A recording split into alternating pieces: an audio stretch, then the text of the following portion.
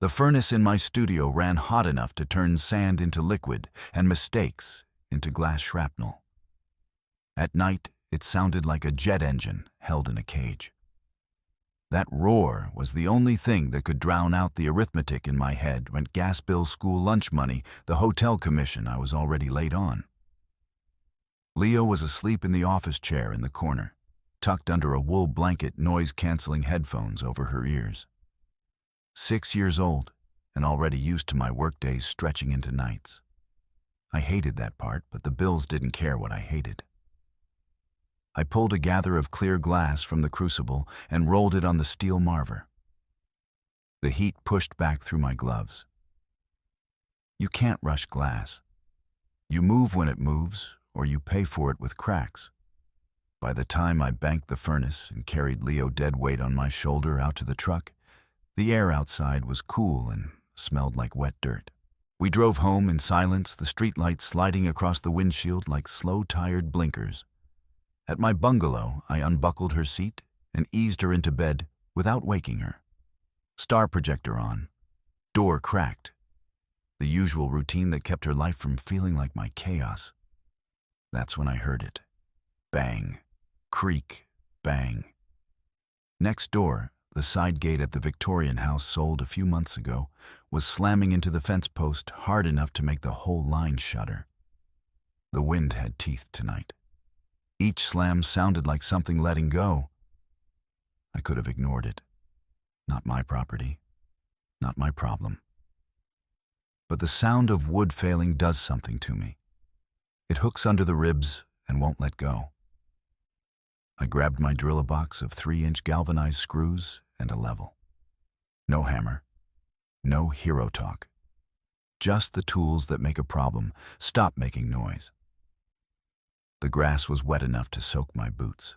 I knelt by the shared post, braced the heavy cedar gate with my shoulder, and lined up the hinge where it had torn out. The old holes were blown out soft and useless. I shifted the hinge half an inch and drove the first screw into clean wood. The drill whined. The gate stopped fighting as hard. "Who are you?" The voice was sharp, startled, like a door flung open in the dark. I looked up. She stood on her side of the fence, hair loose, a mug clenched in both hands, as if it could be thrown. Kitchen light behind her, bare feet in wet grass, silk robe pulled tight like armor. "Reese," I said, and kept my eyes on the hinge while I drove the second screw. "Neighbor, your gate was trying to tear itself off." She stared at the drill, then at my hands, then at the gate. "So you climbed into my yard to fix it." "I'm on my side," I said, nodding toward the survey stake near my knee. Shared post. Wind doesn't respect property lines. I drove the third screw, tested the swing. The gate settled heavy but controlled, like it remembered what it was supposed to do. She exhaled long and thin, like she'd been holding that breath since she moved in. "Thank you," she said. The edge in her voice was gone. What was left sounded tired. I tried to wedge a rock under it earlier. It kept slipping. "Rocks don't hold cedar in a wind like this," I said, wiping rain off my forehead with the back of my glove. "You need torque." A dry, almost laugh escaped her. "I don't have torque. I don't have tools. I barely have furniture." "Juliette, right?" I asked. Her eyes narrowed. "How do you know that small street?" I said. "Mrs. Higgins, 3 doors down, runs background checks as a hobby." That pulled a small smile out of her, quick and cautious, like she wasn't sure it was safe to use. She stepped closer to the gate and touched the new screw head, the metal still warm from friction. "My ex-husband used to say he'd fix things," she said, not looking at me. "He never did.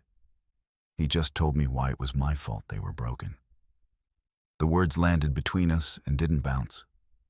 My throat tightened in a way I didn't want to deal with at midnight in the rain. So I did what I always do when something gets too close. I looked down. I checked the hinge alignment. I spun the drill in my hand and clicked the battery into place even though it was already seated. I ran a thumb over the level's bubble like it might tell me what to say. "Your gate won't move now," I said. "If the top hinge is bent, it'll need replacing in daylight. That's the fix that matters." She watched my hands instead of my face, like she understood the dodge and didn't punish it. "Can you fix?" She started, then stopped. Her fingers slid off the screw head. She lifted her gaze and held it on me, steady but exposed. "Never mind." That was a weird thing to say. What I asked, still staring at the hinge, because it was safer. She swallowed once. "I was going to ask if you can fix what he broke in me. But I think that requires more than a drill." She tried to laugh it away. The sound cracked and died. I finally looked up. Rain had dampened her hair at the temples. Her mouth was set like she'd trained it that way. Her eyes were doing all the honest work. I didn't have a speech. I didn't have therapy words. I just had a gate that now held. "Get some sleep," I said, and it came out rougher than I meant. "Storm's not done." Her lips pressed together, a small knot. "Good night, Reese." "Good night, Juliette." I walked back across the wet grass. In my kitchen, I scrubbed my hands until the water ran clear, then stood there with my palms on the counter, staring at nothing. The house was quiet, except for the star projector's soft ticking. The gate next door didn't bang again. The next afternoon, the sky acted like it had never thrown a tantrum. I carried a new black strap hinge across the lawn, in a plain gray t-shirt drill in my right hand, bolts clinking in my pocket. The gate still held, but the old hinge was bent ugly and tired. My screws had stopped the damage, not erased it. Juliette stepped out onto her side of the yard as I set the hinge against the cedar. She wasn't in the robe now. She looked like someone who'd been unpacking and losing arguments with cardboard. Simple black tank top, dark skirt to the knee, hair brushed but still stubborn at the ends.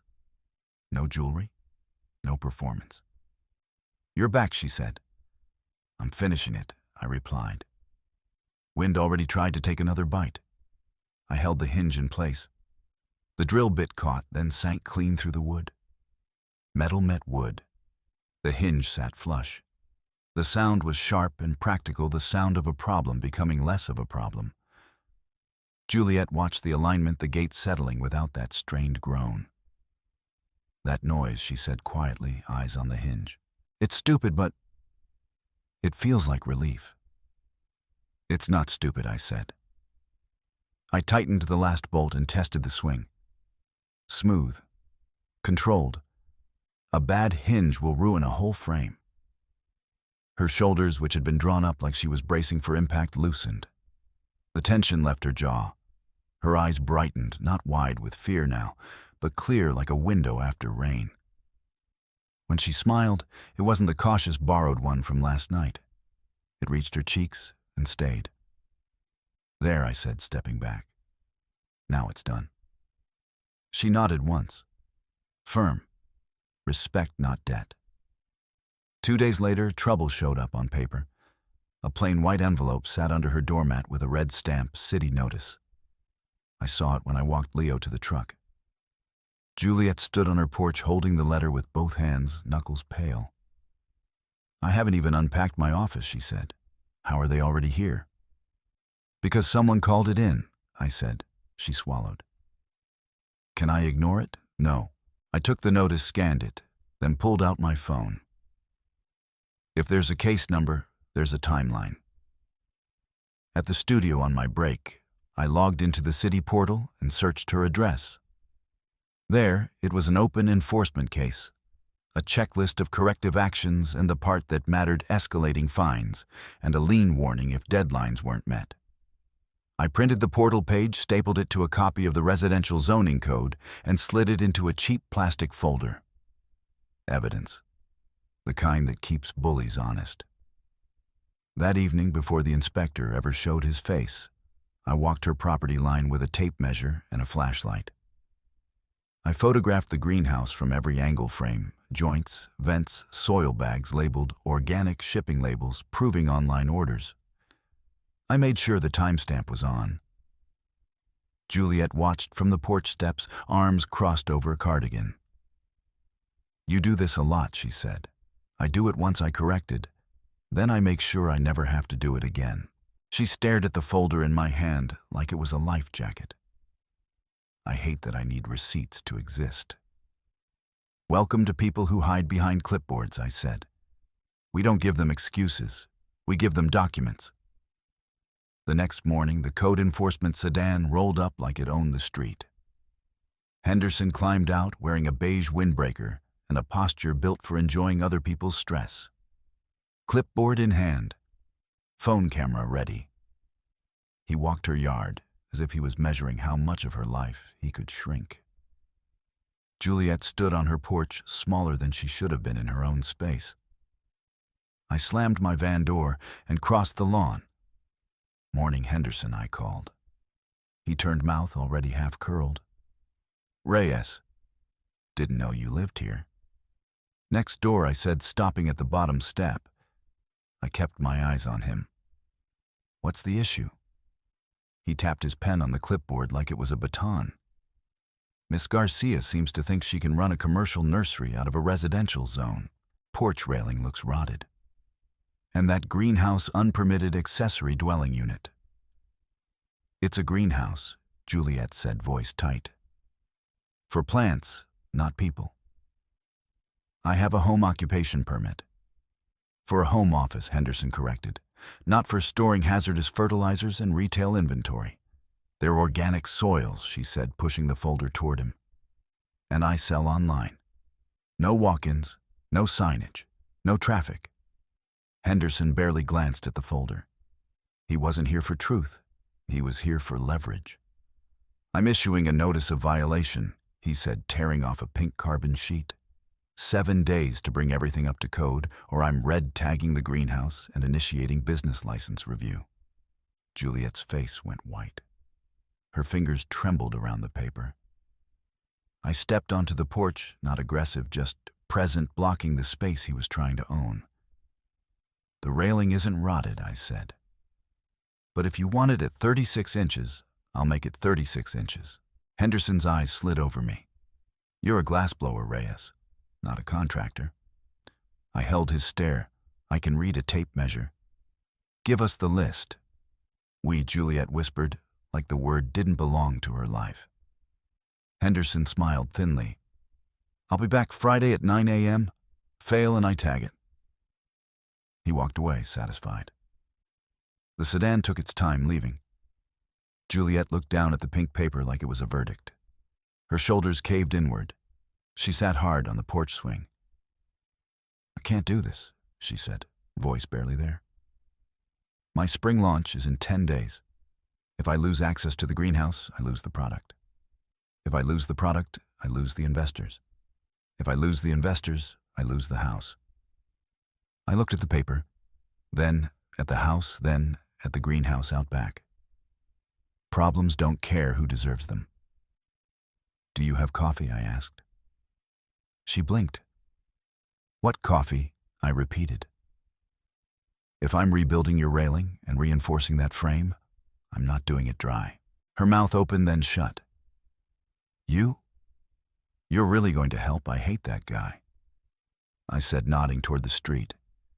"And I don't like watching people get pushed around when they're trying to build something." I jerked my thumb toward my house.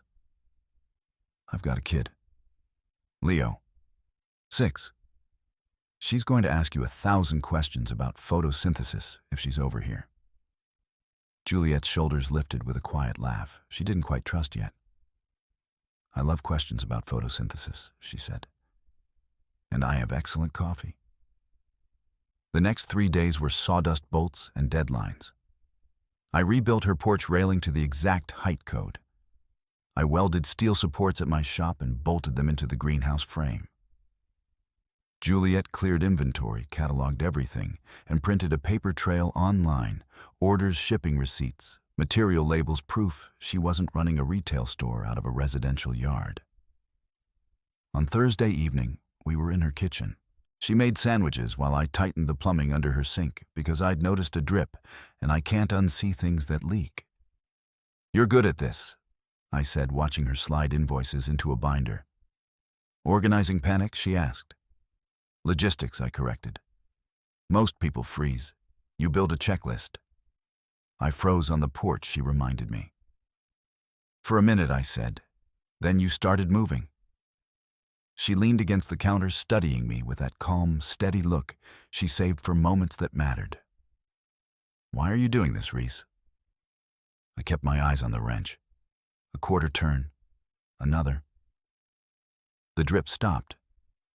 "Henderson likes easy targets," I said. "I don't give him those. That's not what I asked." Her voice didn't beg. It didn't accuse. It just held position. I stood up and dried my hands on a rag. Leo's laughter drifted in from the living room, where she was arranging mossballs on the coffee table like they were museum pieces.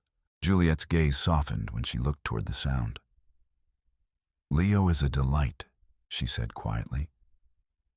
"But she's not the one carrying steel supports." Heat crawled up the back of my neck.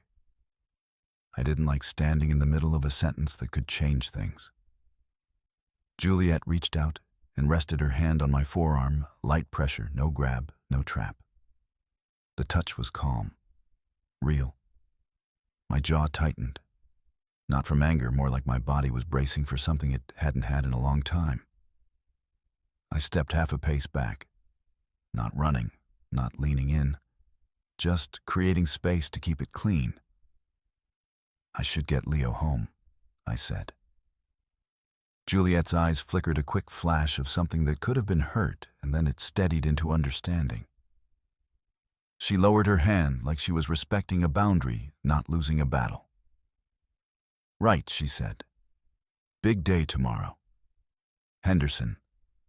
We'll be ready, I promised." Friday arrived with cold rain and Henderson's disappointment. He walked the porch, tugged the new railing, measured it, and found no purchase. He moved to the greenhouse, shook the reinforced beams, and scowled when nothing moved. Then he tilted his head and stared at the roof panels. "The glazing," he said, voice turning smug. "This isn't tempered safety glass. If it breaks, it becomes a hazard. Code requires safety material." My stomach dropped. I hadn't checked the panel type. I'd been so focused on structure. Juliette's binder shook in her hands. It's vintage," she stammered. "Original to the kit." Henderson reached for his red tag like he'd been waiting for this. Immediate closure. "Wait," I said. I stepped under the eave and tapped the panel with my knuckle. The sound was dull, not the bright ring of glass. "It's not glass," I said. "It's polycarbonate." Henderson sneered. "Looks like glass." "It's polycarbonate," I repeated, then crouched and ran my thumb along the bottom edge where grime collected. I wiped until a tiny etched line of letters surfaced manufacturer code. Right there. PCUV, manufacturer stamp. Henderson leaned in, squinting. Hate tightened his face when the evidence didn't move. "Prove it," he said anyway. No one cares about tiny letters. I looked at his tool belt. "Do you have a hammer?" He blinked like I'd asked him for his wallet. "What? Give me your hammer." He hesitated, then handed over a small framing hammer with a look that said he was ready to watch me fail. Juliette made a small sound, half protest, half disbelief. I raised the hammer and hit the panel hard. Thwack! It didn't shatter. It flexed and bounced back. The hammer recoiled into my palm with a vibration that traveled up my arm. Not a crack, not a chip, nothing. "Polycarbonate," I said, handing the hammer back. "It bends. It doesn't turn into knives." Henderson stared at the panel, then at me, then at Juliette, like he wanted to argue with physics. He couldn't. He grunted, scribbled, and signed. "Structure passes. But I'll check setbacks next year." "Drive safe, Henderson," I said. His sedan rolled away, slow and bitter. Juliette stood there for half a second like her body didn't know what to do with relief. Then she laughed sharp, loud, uncontrollable, and grabbed the front of my shirt. "You hit it with a hammer," she said, eyes wide and bright. I was 90% sure, I admitted. 90, she shot back, laughing harder rain in her hair. "I just hit a wall with a hammer," I said, deadpan. That made her laugh again, and in that sound, I heard something come back to life. She threw her arms around my neck. I caught her without thinking, one hand settling at her waist to steady her. The hug was quick and honest, no performance, no hesitation. When she pulled back, her face was open, shoulders loose, breath steady, eyes shining. "You saved my business," she said, voice smaller now. "I just hit a wall with a hammer," I repeated. "No," she said. She lifted a hand and cupped my jaw, thumb brushing my cheek once, like she was checking if I was real. "You showed up. Nobody shows up for me." I didn't move into her. I didn't take what wasn't offered. I just held still and let her touch land. "I'm here," I said. Simple. True. She stood on her toes and pressed a soft kiss to my cheek near the corner of my mouth. Not a demand, not a trap. A thank you with heat under it. "Come inside," she said. "I'll make dinner." "For you and Leo?" "Leo's at a sleepover," I said. Her eyes flicked to my mouth, then back up, controlled. "Then, just for you." Life didn't pause because we passed an inspection. A week later, I was in my studio pushing too hard to catch up on the hotel commission. I'd stayed up late helping Juliette with her launch site back end because apparently I'm not just a glassblower, I'm also the guy people call when code breaks. I was running on coffee and stubbornness. The furnace heat blurred the air. I reached for a punty rod without looking. The metal was black. In a glass shop, black means two things cold, or 900 degrees. It was 900 degrees. Pain hit my hand like a live wire. I hissed and dropped the rod. The smell of singed leather snapped into the air. I shoved my right palm into the water bucket and clenched my teeth until my jaw ached. Second-degree burn across the palm, my working hand. By the time I got home, the bandage was thick and tight. My hand was useless. The hotel install was in 4 days. I sat at my kitchen table staring at my wrapped palm, heart beating too fast. If I missed the deadline, I lost the contract. If I lost the contract, I lost the mortgage. It was that clean. A knock hit my back door. Juliette stepped in with a casserole dish. "Lasagna," she announced, and then she saw my hand and stopped like she'd hit a wall. "What happened?" she asked, already moving. "Grabbed a hot iron," I said. Stupid. Her eyes went hard, not at me, at the situation. "How long until you can work?" 2 weeks, I said. "Deadline is 4 days. Her breath came out through her nose like she was doing math. Then she pulled out her phone. "What are you doing?" I asked. "Calling my investors," she said. "Pushing my launch back a week." "No," I said, standing. The chair legs scraped the floor. "You don't do that. You fought for this." Juliette didn't flinch. She lifted her chin and held my stare. "Sit down." The command didn't feel like a challenge. It felt like someone taking responsibility. "I have 2 hands," she said. "I can't blow glass, but I can assist. You have an assistant, Anderson." "Yeah," I said. "New kid. He can blow, but he can't do heavy gathering alone." She nodded once. "Then you direct. He blows. I run doors and tools. You'll hate it. We'll do it anyway." "It's dangerous," I said. "It's 110 degrees in there. Synthetics melt. Heat burns fast. I haul 50-pound soil bags every day," she said. "I'm not fragile. Tell me the rules." My instinct was to refuse, to carry it alone. That instinct is why my life had been so quiet for so long.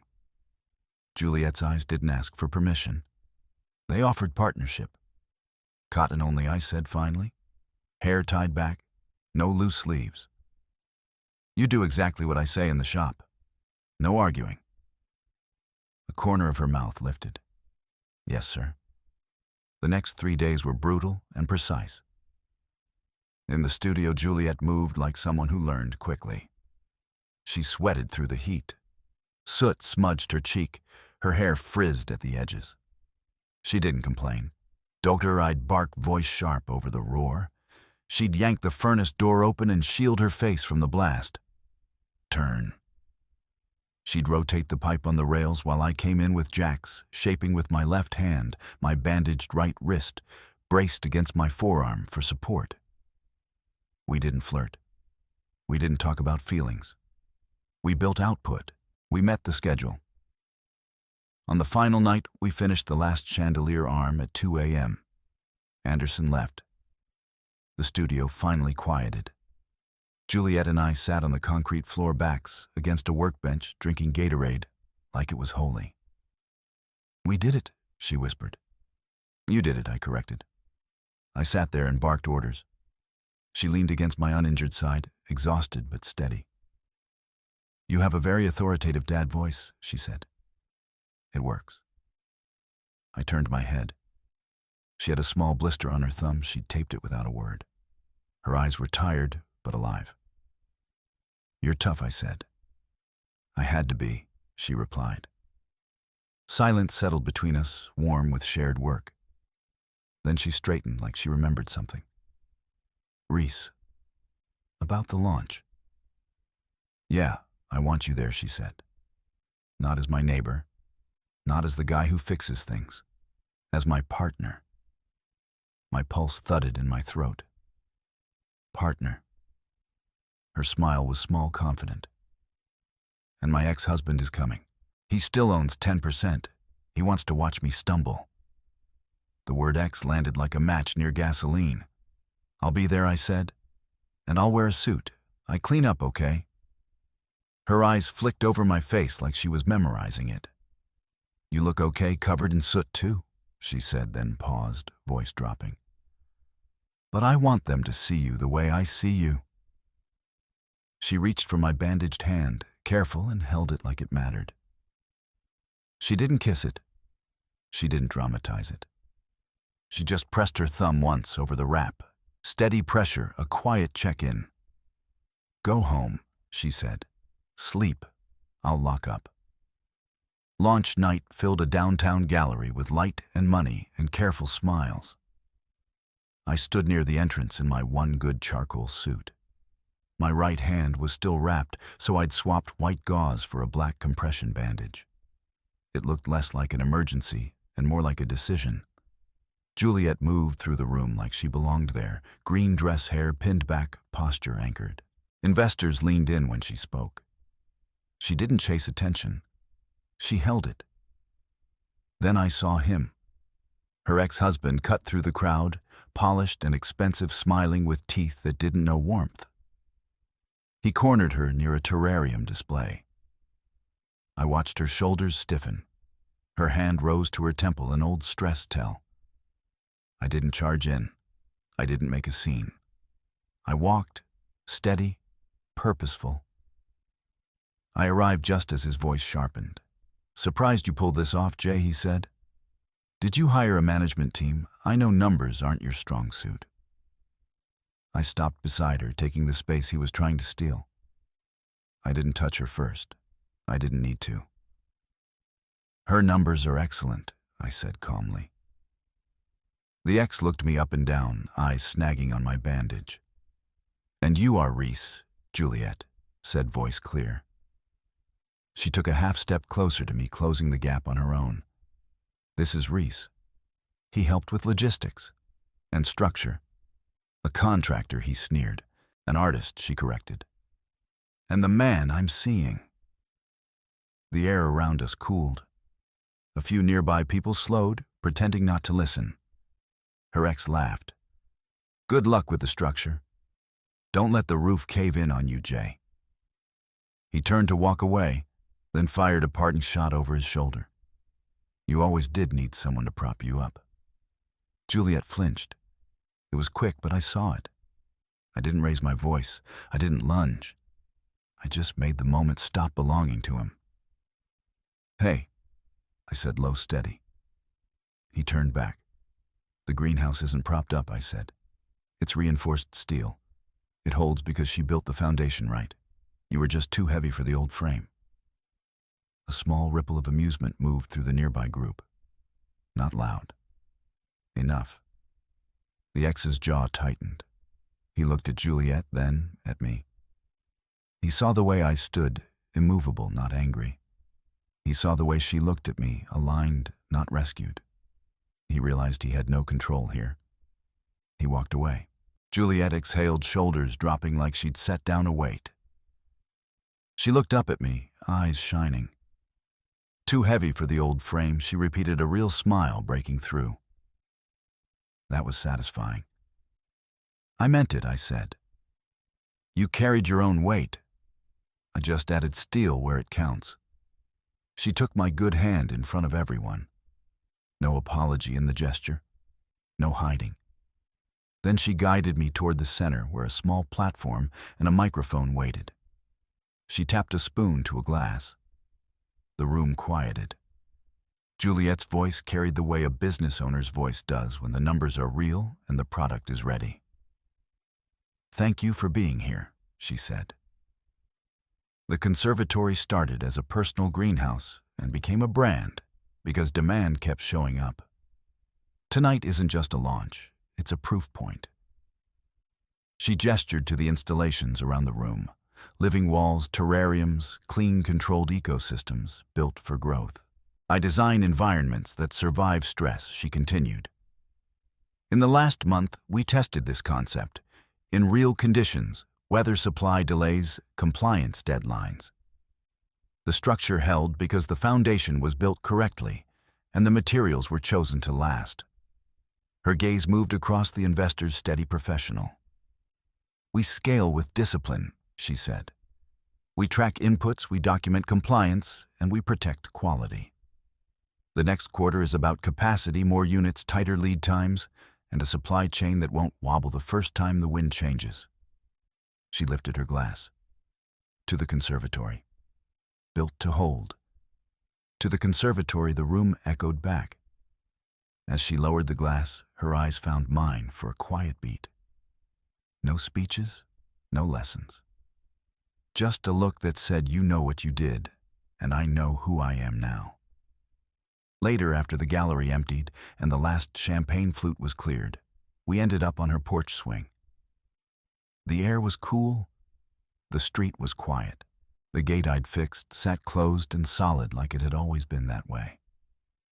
"So," Juliette said, leaning her head lightly on my shoulder. "What happens now?" "Now," I said. "Now I have to fix your porch railing." I noticed a wobble on the left side. She laughed, warm and tired. "Of course you did. You can fix the railing," she said, then turned her face toward mine.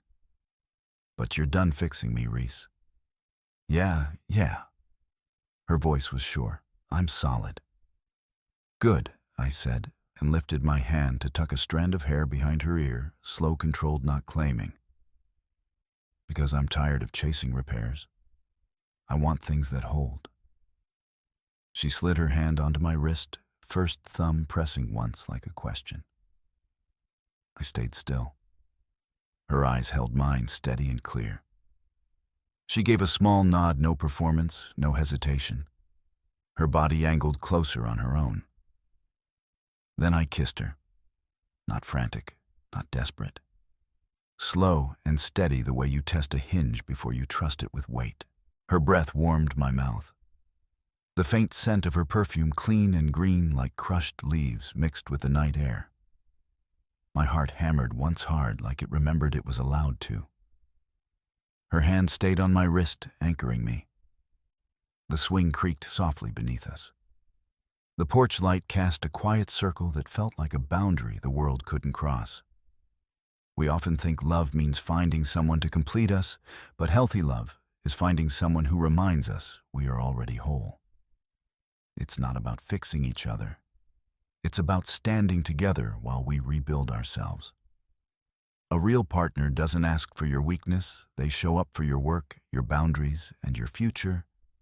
Then they stay consistent. If you enjoyed Reese and Juliette's story, please like and subscribe so we can share more stories like this.